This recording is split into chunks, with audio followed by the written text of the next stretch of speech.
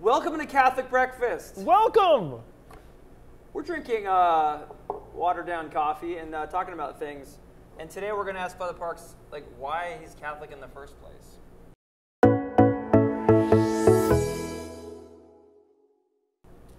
So, Father Parks, I've known you for a long time. Yes.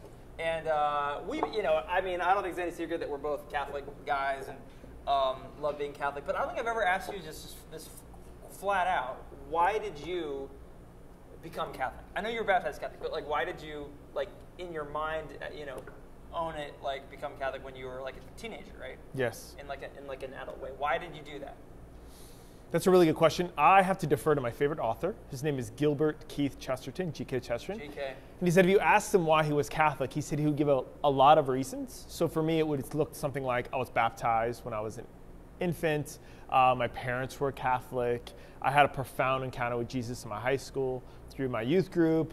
I made a conscious decision to follow him then. But all those answers would add up to one, which is because it's true, which is the only reason to be anything. It's because it's true.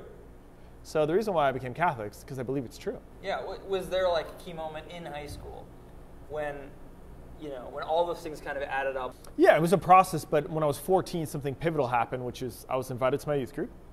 And at that point, I would go to Mass every Sunday. We would pray before meals, but Jesus was not the center of my life. And through this youth group, which proclaimed the gospel to me, went on retreat, had a profound encounter with Jesus. And that's when I began to come to the realization, this is all true. And every time I had a problem with the church, like that doesn't make sense to me, or what about this teaching, I would investigate it, do research, and it always added up. And after you do that, like the 7th, 8th, 9th time, you think, this is true. Like this thing was founded by Jesus. Yeah. Whoa. Then like the trust level, it starts going up. Yes. But now, like sometimes we're priests, so people sometimes will think that like we are like professional Catholics or something. Yes. And I guess in a way, kind of we are, but Mm-hmm. So why do you stay Catholic? Like, are they the same reasons? Do they change over time for you, or what? Because it's still true.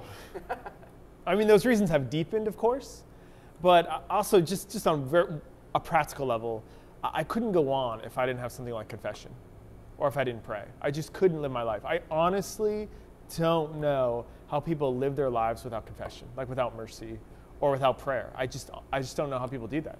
I know people do that, but like for me, I'd be on prescription drugs. Praying, going to confession, like what does that do for you that you can't get anywhere else? It gives me hope.